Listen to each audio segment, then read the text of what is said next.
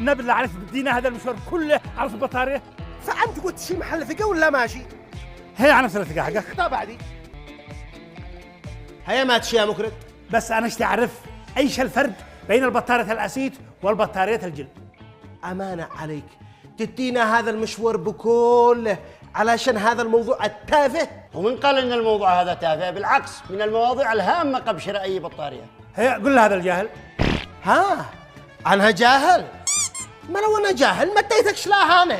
دحين منا علينا احنا دانا لهانا. اهدوا يا جماعه، صلوا على النبي مالكم. يا أخي أمانة عليك بصير ما يشتي، اكتبني قبل ما أبستي البطارية واكسرها فوق راسي. الجل ثقيل، اديله اسيت افضل له.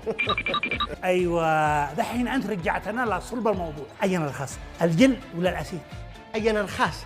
يا أخي عيب عليك، ما لو تشيل رخيص كنت عاد تشتري من هنا للمسجد اديت أنا لا هنيه. لا دحين انا ما غصبتكش على سبت تجي معي. انت قلت